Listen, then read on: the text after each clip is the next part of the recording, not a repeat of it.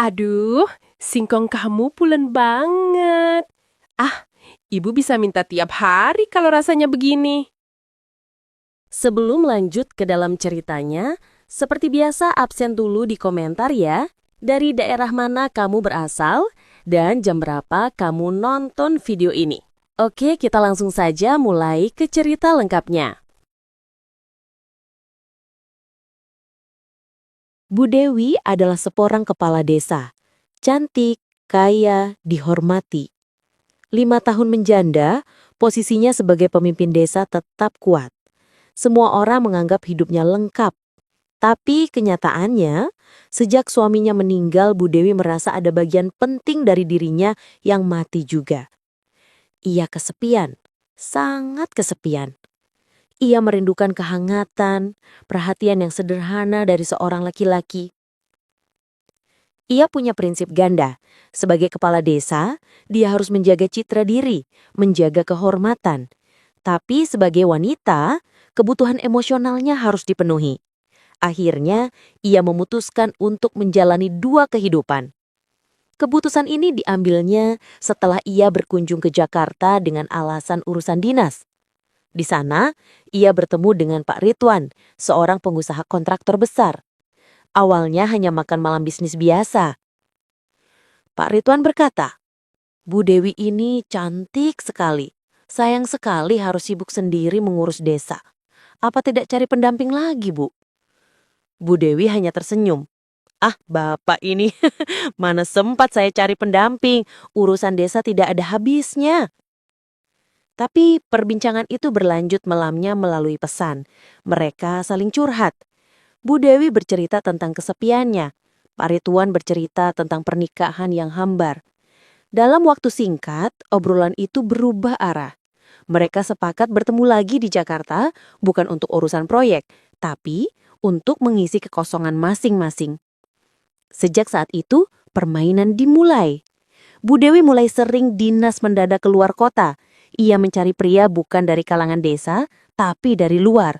Tujuannya jelas, untuk kesenangan tanpa ada komitmen yang mengikat. Pria-pria yang ia temui juga beragam. Ada Pak Hadi, seorang pejabat dari kabupaten. Statusnya sudah menikah. "Kalau dengan saya, Bu, Ibu aman. Saya tidak akan meminta apapun, apalagi sampai menceraikan istri saya. Kita sama-sama butuh hiburan, Bu," kata Pak Hadi suatu kali saat mereka bertemu di sebuah hotel di puncak. Bu Dewi menjawab datar. "Ya, saya tahu batasan. Saya hanya butuh waktu luang yang menyenangkan. Setelah itu, kita kembali ke kehidupan masing-masing." Ada juga Pak Jaya, seorang duda kaya dari Surabaya. Tapi hubungan dengannya tidak bertahan lama karena Bu Dewi merasa Pak Jaya terlalu menuntut komitmen serius. "Kenapa kita tidak menikah saja, Dewi? Kamu cantik, saya mapan. Kita bisa hidup enak," desak Pak Jaya. Bu Dewi langsung menolak. "Maaf Pak Jaya, saya tidak mencari suami. Saya hanya mencari teman. Saya punya pekerjaan di desa yang harus saya utamakan. Kalau Bapak mau serius, maaf, lebih baik kita cukupkan sampai di sini." Bu Dewi sangat disiplin dalam menyembunyikan semuanya. Ia tahu risikonya. Jika rahasia ini terbongkar, posisinya sebagai kepala desa akan hancur dan nama baik mendiang suaminya akan tercoreng. Setiap kali ia bepergian, alasannya selalu logis. Pertemuan dengan investor potensial, studi banding, atau urusan keluarga di luar kota. Ia juga selalu menggunakan sopir pribadinya yang ia percaya penuh. Bu Dewi pernah bertanya pada dirinya sendiri di depan cermin setelah pulang dari salah satu pertemuannya. "Sampai kapan kamu harus begini, Dewi? Mencari kebahagiaan dari pria yang bukan milikmu?" Ia hanya bisa menggeleng. Ia tahu ia butuh cinta yang tulus, bukan sekedar pelarian. Namun untuk saat ini, ia merasa ini adalah satu-satunya jalan. Ia harus melakukan semua ini diam-diam, demi menjaga citra dirinya di depan masyarakat desa. Meskipun banyak pria yang ia singgahi, Bu Dewi tidak pernah benar-benar puas. Hubungan itu terasa kosong. Ia menyadari semua pria itu mendekatinya karena ia cantik, ia kaya, dan mungkin juga karena mereka penasaran dengan bu kepala desa. Hubungan itu tidak pernah didasari ketulusan. Semua hanya tentang kesenangan sesaat. Suatu malam, Setelah ia kembali dari Bandung, ia menghubungi teman dekatnya yang tidak tahu urusan gelapnya dan curhat tanpa menyebutkan detail rahasia. "Mbah, saya kok merasa lelah ya. Saya punya segalanya, tapi kok rasanya hidup ini hambar. Saya capek pura-pura bahagia," katanya. Temannya menjawab wajar. "Wajar Dewi, kamu butuh pendamping hidup. Cinta tulus itu memang tidak bisa dibeli atau dipaksakan." Jawaban itu menusuk Bu Dewi. Ia sadar, ia memang sedang mencari cinta tulus, tapi ia mencarinya di tempat yang salah dan dengan cara yang salah, yaitu melalui pria-pria yang juga mencari pelarian. Di balik semua kemewahan dan kehormatan, ia hanyalah wanita kesepian yang terperangkap dalam permainannya sendiri. Kehidupan ganda Bu Dewi berjalan semakin teratur, terutama menjelang akhir pekan. Saat hari Jumat tiba, biasanya ia sudah mengatur janji dengan salah satu temannya. Jaraknya selalu jauh dari desa. Kadang ke Bandung, Jakarta, atau Bogor. Tujuannya selalu sama, hotel atau villa yang mewah dan terpencil. Jadwalnya selalu padat. Satu akhir pekan bersama seorang pengusaha, akhir pekan berikutnya dengan pejabat daerah yang levelnya lebih tinggi dari Bu Dewi. Ia melakukannya seperti mengganti pakaian. Setiap minggu, pria itu pasti berbeda. Suatu Sabtu malam, Bu Dewi sedang dalam perjalanan menuju puncak bersama Pak Arya, seorang pengusaha muda yang sedang naik daun. Di mobil, Bu Dewi terdengar santai saat menelpon sekretaris desa. "Pak Sekdes, besok saya tidak bisa pulang cepat. Ada pertemuan penting dengan investor properti di Bogor. Jadi kalau ada urusan mendesak, silakan langsung ke wakil saya ya." Setelah menutup telepon, Pak Arya yang duduk di sampingnya tertawa kecil. "Hebat sekali Bu Kepala Desa ini. Begitu disiplin mengatur rapatnya." Bu Dewi hanya tersenyum dingin. "Harus profesional Pak Arya. Bisnis ya bisnis, kesenangan ya kesenangan. Kita harus tahu cara memisahkannya." Meskipun terlihat menikmati, Bu Dewi sebenarnya tidak pernah benar-benar puas. Ia menyadari betul bahwa semua hubungan ini hanyalah persinggahan. Tidak ada komitmen, tidak ada ikatan emosional. Semuanya semata-mata untuk bersenang-senang dan untuk memuaskan hasratnya sesaat. Di antara pria-pria itu ada yang berstatus duda, sehingga tidak terlalu bermasalah. Tetapi lebih banyak yang masih memiliki istri. Bu Dewi mau tidak mau harus menerima statusnya sebagai selingkuhan. Suatu kali, saat bersama Pak Wisnu, seorang pejabat dari kementerian, Bu Dewi mendapati suaminya terlihat gelisah. Pak Wisnu bolak-balik memeriksa ponselnya. "Ada apa Pak Wisnu? Dari tadi ponselnya tidak lepas?" tanya Bu Dewi. Pak Wisnu menjawab dengan nada bersalah. "Istri saya telepon, anak bungsu sakit. Saya harus mencari alasan yang masuk akal kenapa saya tidak bisa pulang." Mendengar itu, ada rasa hampa yang menusuk hati Bu Dewi. Ia sadar dirinya hanya nomor 2 atau bahkan nomor 3. Prioritas utama pria-pria itu tetap keluarga mereka. "Baiklah, kalau begitu Bapak harus segera pulang. Urusan keluarga lebih penting," kata Bu Dewi dengan nada datar. Setelah Pak Wisnu buru-buru pergi, Bu Dewi duduk sendirian di sofa hotel. Ia menyadari bahwa pria-pria ini hanya mengambil apa yang mereka butuhkan darinya. Dan sebaliknya, ia juga hanya mengambil sedikit perhatian dari mereka.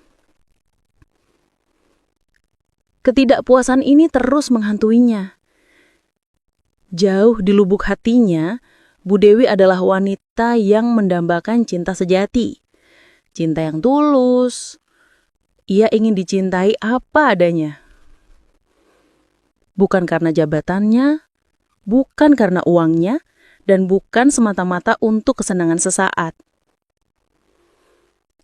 Ia pernah curhat dengan dirinya sendiri saat berkaca, sambil menghapus sisa make up di wajahnya setelah pulang dini hari. Sampai kapan, Dewi? Kapan kamu akan dicintai tanpa harus menyembunyikan diri?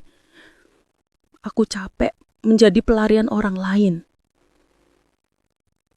Perasaan itu semakin kuat seiring berjalannya waktu. Ia jenuh dengan kerumitan menyembunyikan jejak, jenuh dengan kebohongan yang harus ia susun untuk warga dan stafnya. Ia tahu betul bermain dengan pria beristri, meskipun tersembunyi, cepat atau lambat pasti akan menimbulkan masalah besar, seperti yang disebutnya huru-hara. Semua pengalaman ini membuat pandangan Bu Dewi terhadap laki-laki menjadi sangat negatif. Ia melihat mereka semua sebagai sosok yang sama, mencari keuntungan, hanya mementingkan diri sendiri, dan tidak memiliki integritas. Namun, di tengah semua kepalsuan yang ia temui di luar, ada satu sosok yang setiap hari berada di dekatnya, yang selalu menunjukkan ketulusan dan kejujuran yang konsisten tanpa pernah menuntut apapun. Supir pribadinya. Setiap kali ia masuk ke mobil setelah pertemuan rahasianya, ia melihat Diki sudah siap di balik kemudi. Diki tidak pernah bertanya. Wajahnya selalu tenang, profesional. Diki hanya akan menyalakan mesin dan mengantar Bu Dewi kembali ke rumahnya yang megah, yang terasa semakin kosong setelah ia kembali dari pelarian yang juga terasa kosong. Diki adalah sopir pribadi Bu Dewi, usianya sekitar awal 30-an. Ia direkrut tak lama setelah Bu Dewi menjabat dan sejak saat itu, Diki adalah bayangan yang tak terpisahkan dari kepala desa itu. Diki tahu persis seluk-beluk jadwal Bu Dewi, baik yang resmi maupun yang rahasia. Pekerjaan Diki jauh lebih rumit daripada sekedar mengantar jemput. Ia adalah penjaga waktu, penjaga rahasia, dan penjaga citra. Saat Bu Dewi bertemu dengan teman-temannya, Dikilah yang harus mengatur segalanya. Suatu hari, saat perjalanan menuju sebuah villa di lereng gunung, Bu Dewi memberikan instruksi. Diki, nanti kamu turunkan saya di gerbang utama ya. Setelah itu, kamu cari tempat parkir yang aman, jauh dari pandangan orang. Ponsel saya matikan, kecuali ponsel yang satu itu.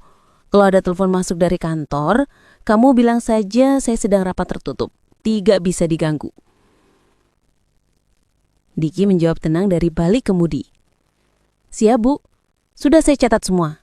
Kebutuhan air minum dan cemilan di mobil sudah saya siapkan juga, Bu, kalau Ibu nanti harus menunggu lama.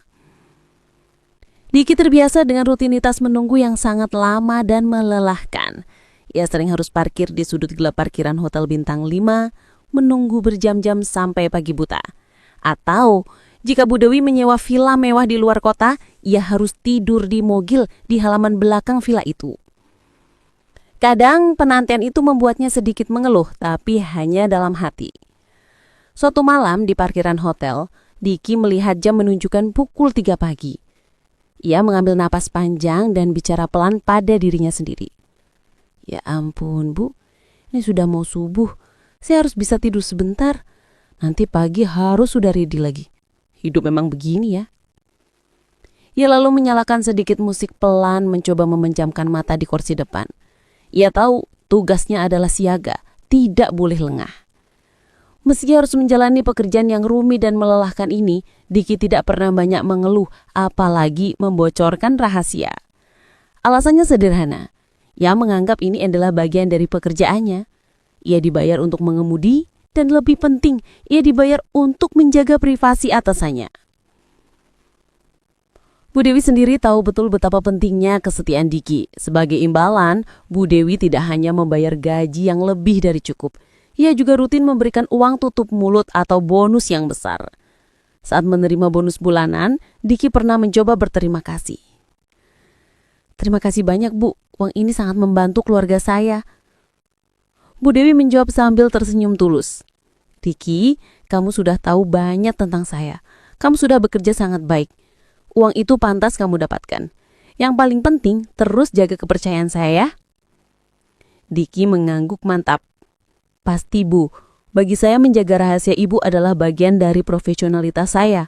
Saya tidak pernah melihat, tidak pernah mendengar. Saya hanya mengemudi. Bagi Bu Dewi, Diki adalah sosok yang unik. Ia bukan hanya sopir, tapi juga semacam katup pengaman. Ia adalah satu-satunya orang yang tahu kelemahan terbesarnya, tetapi tidak pernah menggunakan pengetahuan itu untuk menekan atau merendahkannya. Bu Dewi sering memperhatikan Diki dari kaca spion saat mereka dalam perjalanan. Diki selalu fokus pada jalanan, tidak pernah sekalipun mencoba melirik ke belakang atau menguping pembicaraan Bu Dewi. Sikap profesionalitas Diki inilah yang perlahan-lahan menumbuhkan benih kekaguman di hati Bu Dewi. Di luar sana, Bu Dewi bertemu dengan banyak pria berkuasa, tetapi mereka semua memiliki agenda tersembunyi. Sementara Diki, ia hanya melakukan pekerjaan dengan jujur dan tulus. Suatu dini hari, mereka baru saja kembali dari Jakarta. Bu Dewi melihat Diki terlihat sangat lelah. Matanya memerah karena kurang tidur. Saat Diki memarkirkan mobil, Bu Dewi berkata, "Diki, kamu kelihatan sangat lelah sekali. Sudah makan belum?" Diki sedikit terkejut. "Belum sempat, Bu. Tadi di jalan hanya minum kopi saja." "Besok kamu ambil cuti 1 hari ya. Istirahat yang cukup. Uang makan malam kamu saya transfer sekarang. Jangan terlalu memaksakan diri." Perintah itu bukan lagi sekedar instruksi atasan kepada bawahan. Itu adalah perhatian.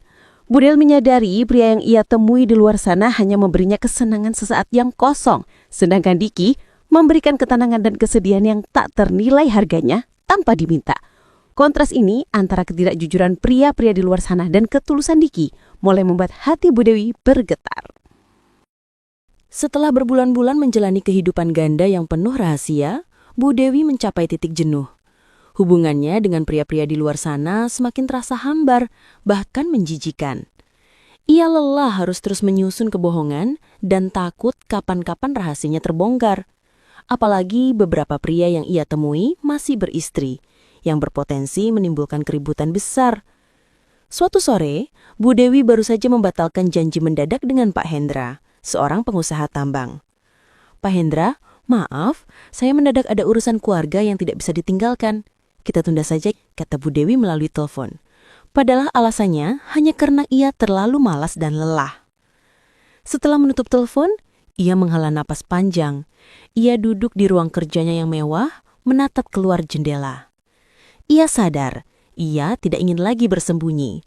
Ia ingin perasaan yang nyata, bukan sekedar kesenangan sesaat. Di saat ia jenuh dengan kepalsuan, matanya mulai melihat Diki dengan cara yang berbeda. Bu Dewi sudah lama menyaksikan kejujuran dan ketulusan Diki dalam bekerja. Diki tidak pernah menuntut, tidak pernah mengeluh. Di antara semua pria berkuasa yang ia temui, Diki adalah satu-satunya yang terlihat paling bersih hatinya. Bu Dewi mulai merasa, mungkin ketenangan yang ia cari selama ini bukan datang dari pria kaya raya atau berkedudukan tinggi, tapi dari orang yang paling dekat dengannya, yang hanya menginginkan ketenangan dan kejujuran. Perhatian Bu Dewi terhadap Diki mulai berubah menjadi godaan. Ia mulai mencari waktu untuk mengobrol santai dengan Diki, tidak hanya soal pekerjaan. Biasanya, obrolan ini terjadi setiap sore di teras belakang rumah Bu Dewi, saat Diki sedang mencuci mobil atau merapikan kebun. Suatu sore, Diki sedang menyiram tanaman. Bu Dewi datang membawakannya minuman dingin. "Capek, Ki? Tumben sore ini kamu banyak melamun?" tanya Bu Dewi, duduk di kursi rotan. Diki sedikit terkejut. "Ah, tidak Bu, hanya memikirkan uang sekolah anak di kampung." "Biasa Bu," jawabnya sambil tersenyum canggung. Bu Dewi menimpali dengan nada sedikit menggoda. "Loh, bukannya gaji kamu sudah lebih dari cukup, Ki? Apa kamu mau cari tambahan? Saya bisa kasih pekerjaan tambahan loh." Diki terdiam sebentar, tidak mengerti arah pembicaraan Bu Dewi. "Pekerjaan tambahan apa, Bu?" Bu Dewi tertawa pelan. "Rahasia, nanti juga kamu tahu. Tapi yang pasti pekerjaan ini tidak berat kok, hanya butuh kesetiaan." Obrolan seperti ini menjadi rutin. Bu Dewi selalu melemparkan kalimat-kalimat yang memiliki makna ganda. Ia tidak bicara langsung, tetapi jelas mengarah pada ketertarikannya. Ia mencoba menguji reaksi Diki. Sore yang lain, saat mereka berdua duduk santai, Bu Dewi, "Ki, kamu ini kan sering mengantar saya bertemu banyak pria. Kamu pasti lihat mereka semua tampan dan kaya ya?" "Diki, iya Bu, mereka orang-orang hebat semua." "Tapi, apa kamu yakin mereka tulus? Saya lihat mereka itu hanya sibuk dengan diri mereka sendiri. Saya malah lebih suka pria yang apa adanya, yang jujur, seperti kamu, Ki." Diki hanya terdiam, pipinya sedikit memerah. "Saya hanya supir, Bu. Saya orang biasa, tidak sepadan dengan Ibu." Bu Dewi menyandarkan tubuhnya, menatap Diki lebih dalam. Siapa bilang tidak sepadan? Ketulusan itu jauh lebih mahal dari semua uang dan jabatan mereka. Jangan pernah merendahkan diri kamu, Diki. Hubungan atasan bawahan mereka mulai bergeser. Bu Dewi semakin sering meminta Diki untuk menemaninya meskipun itu bukan urusan dinas. Diki kini sering diminta menunggu Ibu Dewi lebih lama di rumah, hanya untuk ngobrol hal-hal yang tidak penting. Bu Dewi tahu ia sudah melewati batas profesionalitas. Tapi ia merasa nyaman. Diki adalah pendengar yang baik. Di samping Diki, ia merasa bisa menjadi dirinya sendiri. Ia merasa aman dari tuntutan dan kepalsuan. Pelan-pelan, Bu Dewi mulai menggantungkan kehangatan dan kenyamanan emosionalnya pada Diki, sang sopir pribadi yang selama ini hanya ia anggap sebagai penjaga rahasia. Setelah intensitas obrolan di sore hari semakin meningkat, Bu Dewi merasa semakin nyaman dengan Diki. Ia memutuskan inilah saatnya untuk lebih terbuka, menceritakan beban yang ia pikul selama ini tanpa secara langsung mengungkap semua detail rahasianya.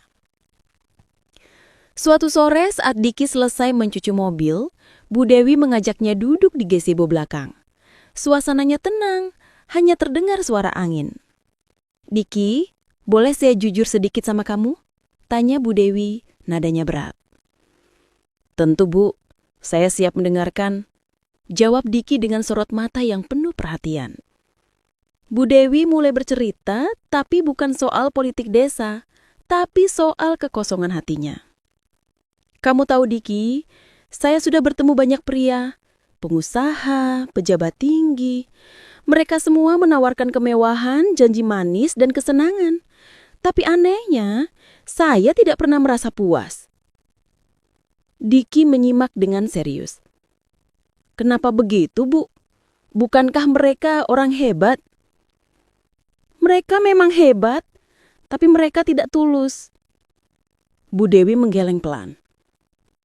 "Mereka datang hanya untuk mengambil. Entah mengambil kesempatan, entah mengambil kesenangan. Mereka tidak pernah datang untuk memberi ketenangan hati." Bu Dewi menatap Diki. "Saya capek, Ki. Capek harus pura-pura kuat. Capek mencari kebahagiaan dari orang-orang yang hanya menjadikan saya hiburan. Saya butuh perasaan yang nyata. Dicintai apa adanya. Tidak harus sembunyi-sembunyi." Ia melanjutkan, suaranya sedikit bergetar. "Semua pria yang pernah saya temui, mereka membuat saya merasa semakin kesepian, bukannya terisi. Mereka tidak seperti kamu. Kamu selalu ada, tapi tidak pernah menuntut apa-apa." Diki terdiam lama, ia merasakan ketulusan di balik pengakuan atasannya ini. "Saya mengerti, Bu. Hidup dengan banyak topeng pasti berat. Tapi saya tidak bisa berkomentar banyak, Bu. Saya hanya bisa berdoa agar Ibu segera menemukan ketenangan dan orang yang tulus." Mendengar tanggapan Diki yang begitu jujur dan tidak menghakimi, Bu Dewi merasa lega sekaligus canggung. Ia harus mencairkan suasana curhat yang terlalu emosional ini. Sudahlah, Ki. Jadi melo begini. Sudahlah, lupakan soal itu. Kamu jangan buru-buru pulang malam ini ya," kata Bu Dewi. Tiba-tiba berubah ceria. "Ada yang harus dikerjakan, Bu?" tanya Diki. "Tidak. Saya mau ajak kamu nonton film di ruang tengah. Saya baru dapat film bagus dari Jepang. Sudah lama saya tidak nonton ditemani loh." Awalnya Diki ragu. "Tapi Bu, ini sudah malam sekali. Saya juga tidak enak kalau terlalu larut." Bu Dewi berdiri dan tersenyum, senyum yang sangat jarang ia tunjukkan saat berurusan pekerjaan. "Tidak apa-apa, anggap saja ini hiburan untuk saya dan bonus lembur untuk kamu. Ayo Diki, temani saya." Akhirnya Diki setuju. Mereka menonton film di ruang tengah Bu Dewi yang luas. Suasana terasa santai. Namun bagi Bu Dewi, ini adalah langkah maju yang besar. Ini adalah kali pertama ia menghabiskan waktu larut malam dengan Diki di rumahnya, bukan di hotel atau villa rahasia. Film itu selesai sekitar pukul 11 malam. Diki langsung berdiri. Terima kasih banyak, Bu. Filmnya bagus sekali. Kalau begitu, saya pamit pulang dulu, Bu. Selamat malam. Saat Diki hendak melangkah keluar, Bu Dewi buru-buru memanggilnya. Tunggu, Diki. Jangan pulang dulu. Diki menoleh. Ada apa lagi, Bu? Bu Dewi berjalan mendekat. Tatapannya penuh makna. Ki, saya lihat kebun mawar saya di belakang itu kelihatannya kurang air. Padahal besok mau ada tamu penting dari provinsi. Diki bingung. Mawar? Tapi Bu, ini sudah malam sekali. Besok pagi saja saya siram, Bu. Bu Dewi tersenyum.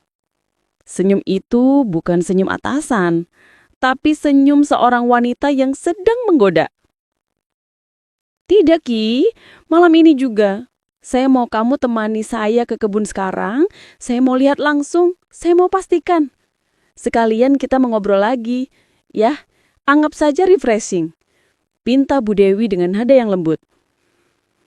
Diki tidak bisa menolak. Ada perasaan aneh dan gugup yang menjalari dirinya, tetapi perintah itu datang dari atasannya.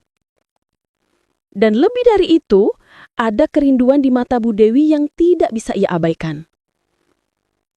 Akhirnya Diki mengangguk. Baik, Bu. Mari saya temani. Tapi saya ambil jaket dulu, di luar dingin. Jangan lama-lama, Ki. Saya tunggu di taman belakang.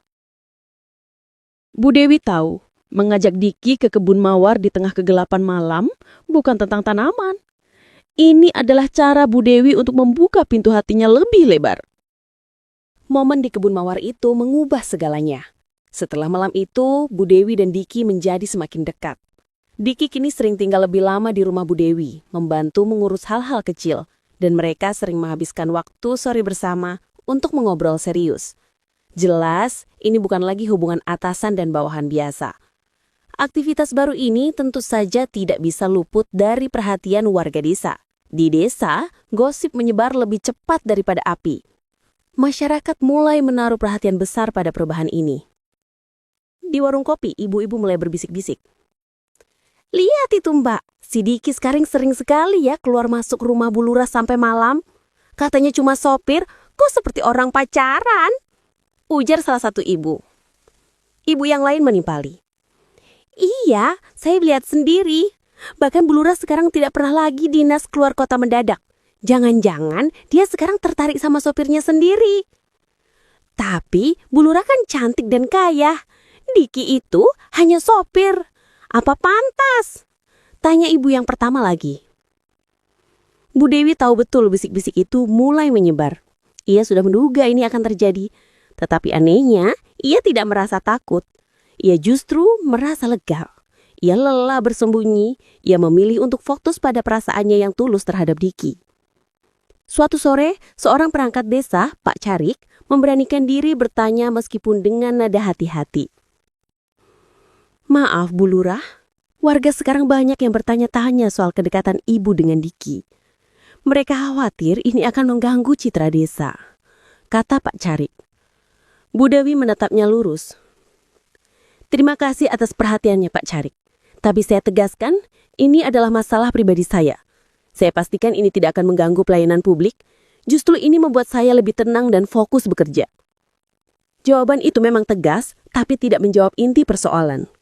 Bu Dewi tahu, ia harus mengambil keputusan yang lebih besar dan terbuka. Di malam harinya, Bu Dewi memutuskan untuk berbicara serius dari hati ke hati dengan Diki. Mereka duduk di teras, jauh dari jangkauan telinga. Diki, kamu pasti sudah dengar kan omongan orang di desa? Diki mengangguk. Iya, Bu, saya dengar. Saya juga merasa tidak enak kalau itu membuat ibu tertekan. Bu Dewi menggenggam tangan Diki. Sentuhan itu halus, tapi penuh keberanian. Diki, dengarkan saya baik-baik. Selama ini saya mencari cinta dan kehangatan di tempat yang salah. Saya sudah muak dengan kebohongan. Saya muak dengan hubungan gelap yang tidak pernah memberi ketenangan. Bu Dewi menatap mata Diki. Saya mencintai kamu, Diki. Saya mencintai ketulusan kamu, kesederhanaan kamu. Kamu adalah satu-satunya pria yang membuat saya merasa aman dan tenang. Bukan hanya sebagai atasan, tapi sebagai seorang wanita. Bu Dewi meneteskan air mata. Saya tahu, Diki, saya punya masa lalu yang kelam. Saya sudah bermain-main dengan banyak pria.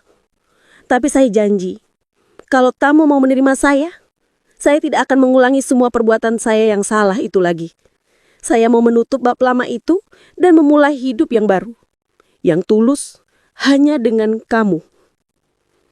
Pengakuan itu membuat Diki terdiam. Ia sangat terkejut. Bu, ibu serius? Tapi saya ini hanya sopir, Bu. Ibu kepala desa. Bekas. Ibu banyak orang. Diki menarik napas panjang. Ia tahu resiko menerima Bu Dewi. Stigma sosial akan mengikuti mereka. Tapi ia juga melihat ketulusan di mata Bu Dewi.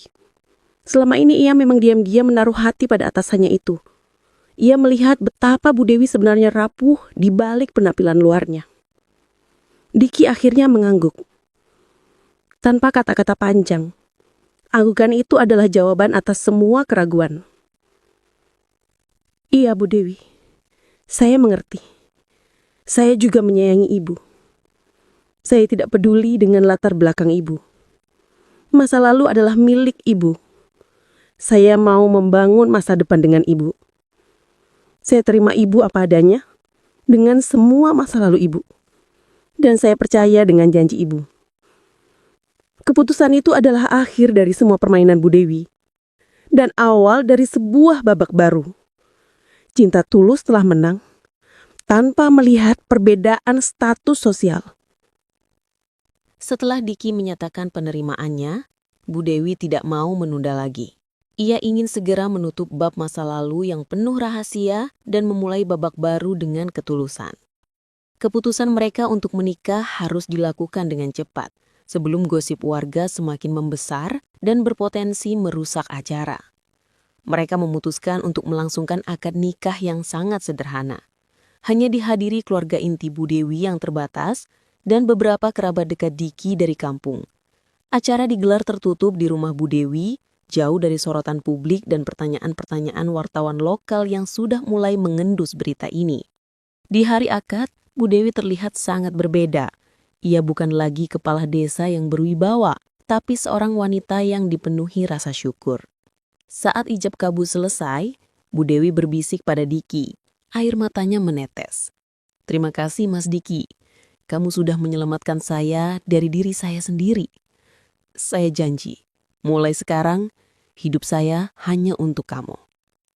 Diki membalas genggaman tangan Bu Dewi. Matanya menunjukkan keyakinan. Saya juga berterima kasih Bu Dewi. Kita jalani ini dengan tulus. Jangan pikirkan lagi yang sudah berlalu. Kita lihat ke depan. Pernikahan itu memang sudah meredakan isu perselingkuhan, tapi menimbulkan pertanyaan baru. Bagaimana nasib jabatannya? Masyarakat masih menanti apakah kepala desa mereka akan tetap memimpin desa bersama seorang suami yang dulunya supir pribadi. Namun Bu Dewi sudah mengambil keputusan yang sangat mengejutkan. Seminggu setelah pernikahan, Bu Dewi memanggil perangkat desa untuk sebuah rapat mendadak. Bapak dan Ibu sekalian, saya sudah memikirkannya matang-matang. Bu Dewi memulai rapat dengan nada tenang. Saya memutuskan untuk mengundurkan diri dari jabatan kepala desa. Semua yang hadir terkejut. Pak Carik sebagai perangkat paling senior langsung bertanya, "Tapi Bu Dewi, kenapa? Desa ini masih butuh kepemimpinan Ibu. Ibu baru saja menikah, kenapa harus mundur?" Bu Dewi tersenyum. "Saya sudah memimpin desa ini selama bertahun-tahun.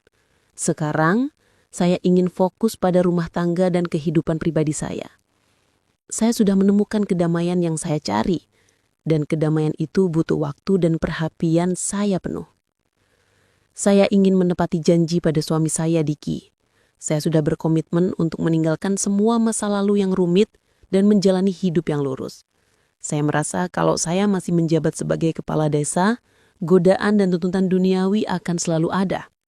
Jelas Bu Dewi dengan suara yang tegas. Keputusan itu memang mengejutkan banyak orang, tetapi Bu Dewi tetap yakin. Ia memilih untuk fokus mengelola usaha perhiasan miliknya yang memang sudah berjalan dengan baik. Ia ingin menjadi seorang istri, bukan lagi seorang pejabat. Diki, suaminya, kini beralih peran. Ia tidak lagi menjadi supir, tapi menjadi manajer logistik sederhana untuk usaha perhiasan Bu Dewi.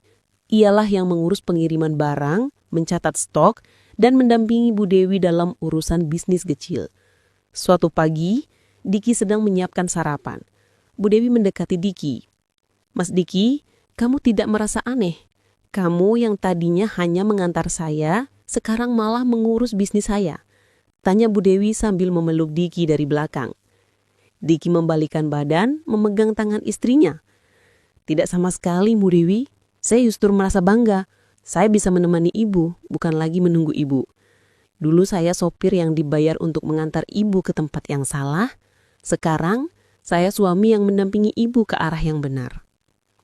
Rumah yang dulu sunyi, yang hanya diisi oleh kegelisahan dan rahasia Bu Dewi, kini berubah total.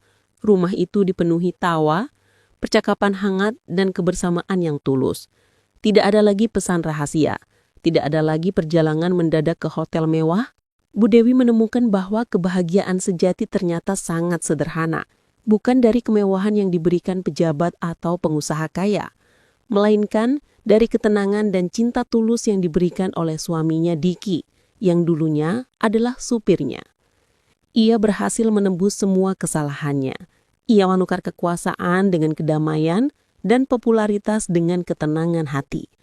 Kisah Bu Dewi mengajarkan bahwa mencari cinta tulus seringkali harus melalui jalan yang berliku, dan pada akhirnya ketulusan tidak pernah memilih status atau jabatan.